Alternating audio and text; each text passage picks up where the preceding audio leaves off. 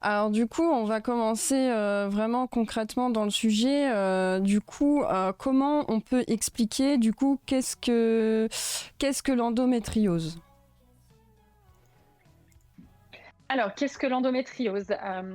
Donc, je vais faire un petit rappel d'anatomie. Donc, vous voyez, dans le pelvis de la femme, on a l'utérus qui fait un petit triangle renversé. Et en fait, tous les mois, sous l'effet de l'œstrogène, le cycle féminin se déclenche et la paroi en fait de l'endomètre, donc qui se situe à l'intérieur de l'utérus, s'épaissit pour accueillir un éventuel embryon, une fécondation. Et quand cela ne se passe pas, l'endomètre, donc la paroi de l'utérus, se désagrège et saigne, et c'est ce qui fait les règles. Et chez les personnes qui souffrent d'endométriose, cet endomètre ou ce tissu endométrial sort de là où il est censé être. Et voilà, toutes les femmes, je dirais, ont du reflux, ont des petits bouts de ce tissu endométrial qui se perd. Mais chez les femmes qui souffrent d'endométriose, en fait, ça va être beaucoup plus important. Et du coup, ça va se mettre à des endroits où ça ne devrait pas. Donc, vous avez déjà l'utérus soi-même, donc ça va s'intégrer dans la paroi de l'utérus, c'est ce qu'on va appeler l'adénomiose. Ensuite, il y a les trompes de Fallope, il y a les ovaires. Et puis, il y a toute la cavité pelvienne. On voit bien où est placé l'utérus, donc que ce soit à l'arrière vers l'intestin ou vers la vessie. Et donc, c'est ce tissu endométrial va réagir. Alors, c'est plus de l'endomètre, puisqu'il se met ailleurs et en règle générale, il s'adapte à son environnement et il va réagir en fait comme de l'endomètre sous l'impulsion du cycle. Et c'est ce qui va soit créer des saignements, soit des adhérences, donc ça va se solidifier et ça va de toute façon créer une inflammation en fait qui va rendre tout ça très très douloureux pour la femme qui en souffre. En fait, du coup, c'est des petits tissus qui sont censés être donc dans l'utérus, qui vont se balader hors de l'utérus, donc dans le corps. Et du coup, ça va s'infecter, en fait, parce que c'est pas censé être là, en fait, c'est ça. Oui, donc principalement, donc ça reste dans la cavité pelvienne. Et donc, ils vont quand même réagir, je dirais, à l'appel hormonal tous les mois. Donc, voilà, ça peut saigner. Et donc, ce sang ne peut pas s'évacuer. Oui, bah oui, du Et coup. voilà, surtout quand c'est sur des ouais, quand c'est pas censé se trouver là, en fait, le corps va tout faire pour l'évacuer. Et mais on voit aussi que ces cellules-là, en fait, vont s'adapter à leur environnement.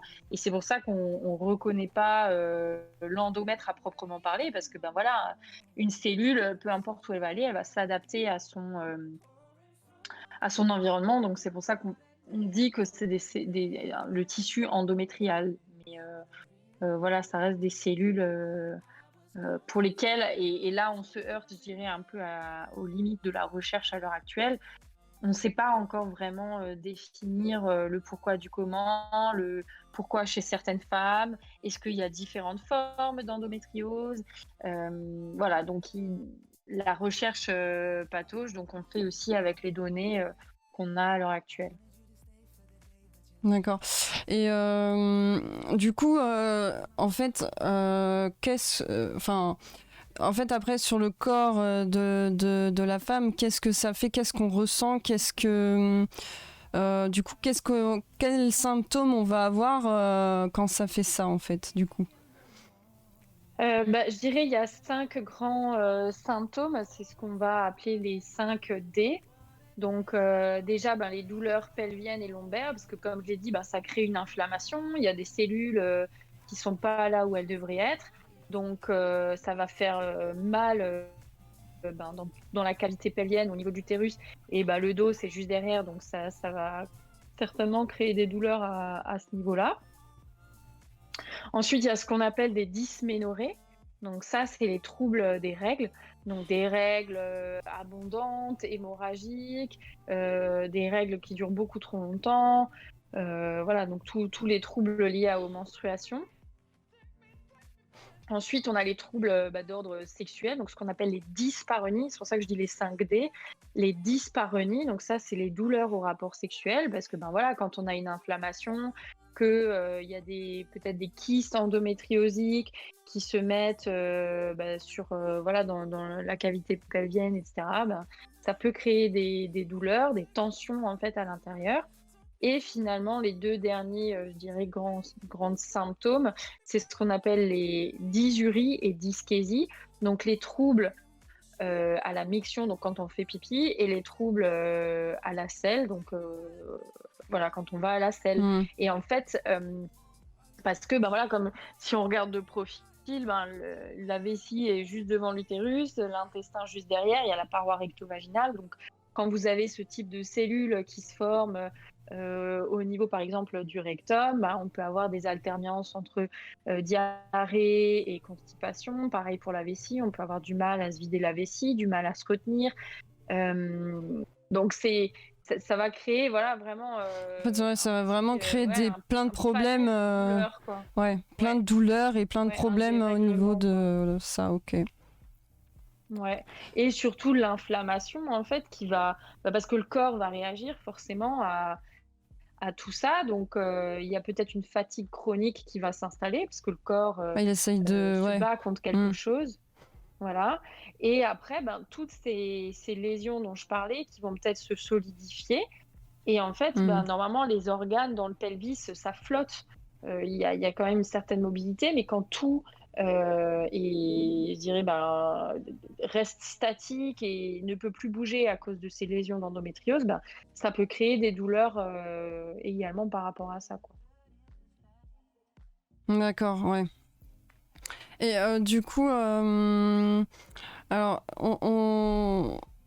on peut parler aussi de ça. C'est donc en fait la question c'est pourquoi pourquoi cette maladie est-elle difficile à diagnostiquer parce que déjà d'un point de vue scientifique.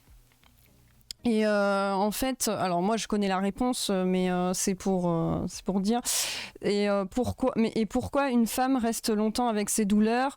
Et parce que en fait, alors moi j'essaye de m'imaginer quelqu'un qui connaît pas du tout la maladie. Hein, je connais et je sais et tout, etc. Mais quelqu'un qui sait pas du tout ce que c'est, il peut se dire mais pourquoi elle va pas voir un médecin? Pourquoi elle reste avec ces douleurs-là, etc. Parce que le diagnostic, il est de quand même 7 ans. Enfin, c'est énorme. Donc voilà. Donc du coup, c'est ma question pour ceux qui nous regardent. Du coup, voilà, pourquoi on va pas se dire tiens, je vais aller voir un médecin ou un gynécologue parce que là, je dois avoir un problème. Ouais, déjà, je vais revenir sur le fait, ce que tu as dit, il y a 7 ans d'errance de diagnostic en moyenne, et il faut savoir que l'endométriose, ça touche une femme sur 10. Donc c'est juste énorme. Si c'est pas plus. Comment est-ce qu'on peut... Ouais, voilà, pour le moment, les données, c'est les chiffres qui nous donnent, quoi. Donc, et en fait, déjà, pour le diagnostic, effectivement, comme tu l'as dit, il faut aller voir un médecin ou une sage-femme, par exemple, elle peut aussi aider. Et je dirais le premier moyen de diagnostiquer, c'est déjà d'interroger la patiente. Et tu vois que si tu recoupes un peu les symptômes que je vous ai décrits avant, ça laisse pas trop place au doute, quoi, si la femme a tous les symptômes. Et sinon, on va plutôt utiliser l'imagerie, donc soit l'échographie ou l'IRM pour cartographier mieux les lésions dans tout le pelvis.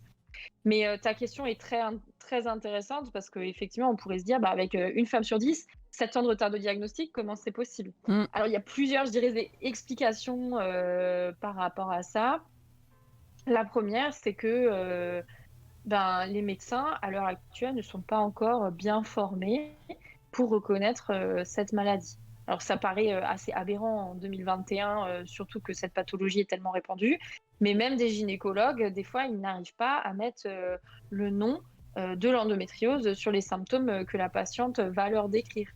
Donc, il faut effectivement, dans un premier temps, améliorer la formation des médecins, mais pas que des gynécologues. Ça peut être un médecin traitant, ça peut être un kiné, ça peut être même un pharmacien, hein. N'importe quel médecin, en fait, voilà, si la femme, la patiente vient le voir avec des symptômes comme ça, il faut absolument que ça alerte. Et voilà, donc l'endométriose est maintenant au programme de médecine depuis l'année dernière, quoi. Seulement Depuis l'année 2020. dernière, ouais. C'est extrêmement surprenant. Bon, on avance, c'est un bon point, mais c'est de loin pas suffisant. Après, ce que je peux dire, pourquoi, c'est parce on est aussi toujours parti du principe que la féminité, les règles, il faut souffrir. C'est normal d'avoir mal. Les règles, ça fait mal. Voilà, enfin, nous, les femmes, on est condamnées à la souffrance, quoi. Donc, voilà, donc il faut vraiment se détacher, en fait, de cette idée que les règles, ça fait mal. Et c'est pour ça que beaucoup de femmes, en fait, elles vont même pas savoir, en fait, que les règles, c'est même pas censé faire mal. Oui, c'est ça. Donc, voilà. Donc, du coup, en fait, pour elles, ça va même pas être bizarre. Ça va même pas être surprenant d'avoir mal pendant ça. Pourquoi je devrais en parler si c'est normal? Je devrais m'alerter. Oui, on m'a toujours dit que j'avais mal, enfin que les règles ça faisait mal et que c'était normal. Donc pourquoi j'irais en parler? C'est normal, j'ai mal, donc j'ai mes règles, voilà. Donc je reste avec ça en fait. Voilà. Et donc même si on a des douleurs quand on fait pipi ou quand on va à la selle, oui c'est normal en fait. On m'a toujours dit que c'était normal. Donc ça s'inscrit aussi dans un phénomène plus grand qui est la libération de la parole de la femme, l'écoute de la parole de la femme et de ses douleurs. Donc là encore, il y a un travail, je dirais plutôt sociétal, qui se fait en ce moment sur donner de la crédibilité à la parole de la femme. Et c'est pas parce qu'elle dit qu'elle a mal que c'est dans sa tête, que c'est le stress, que c'est parce que c'est une femme qui ne sait pas gérer ses émotions, etc., etc. Quoi. Donc c'est aussi là toute la clé en fait qui va se jouer plus au sein de la société. D'arrêter de banaliser les douleurs et de commencer à croire les femmes quand elles disent qu'elles ont mal. C'est ça. Alors il y a Draco Fredja qui nous dit, qui nous pose une question. Il n'y a pas de prélèvement possible. Alors je suppose que c'est par rapport au diagnostic. Pardon, je ne vais pas arriver à le dire. Et après il nous dit donc bien des femmes en souffrent mais l'ignorent. C'est ça. Ouais, c'est ça. Et il y a des équipes de recherche qui travaillent à l'heure actuelle sur des méthodes de diagnostic non invasives, donc qui pourraient se faire, je sais pas, avec une prise de sang par exemple. Mais pour le moment, le traitement, je dirais vraiment de dernier recours, c'est la chirurgie. Et à ce moment-là, on va faire un prélèvement et on va analyser, je dirais, les lésions. Mais encore une fois, voilà, c'est une chirurgie, donc c'est pas anodin. C'est sous anesthésie générale, etc., etc. C'est pour ça que c'est vraiment le traitement de dernier recours. Et c'est là où on va effectuer un prélèvement, quoi. Mais c'est vraiment, c'est vraiment le dernier recours, j'ai envie de dire, pour traiter l'endométriose. Et je rappelle qu'on ne guérit pas, en fait, de l'endométriose. On est en 2021, mais on ne guérit pas de l'endométriose. Il n'y a pas de traitement, en fait. Ouais. Eh ben merci à toi en tous les cas de nous donner cette visibilité. De rien. C'est tout ce que je peux faire. Du coup je le fais. Voilà. Franchement c'est déjà super et puis voilà que les gens s'informent, s'intéressent. C'est déjà un pas en fait vers la reconnaissance aussi de la maladie. Donc, c'est ça, exactement. De rien. Et puis merci encore à toi. De m'avoir invitée. De rien, écoute. Et puis bon reste de la soirée, profitez bien tous et puis merci encore de m'avoir invitée. De rien, écoute, merci beaucoup à toi. Bonne soirée. Merci, bonne soirée.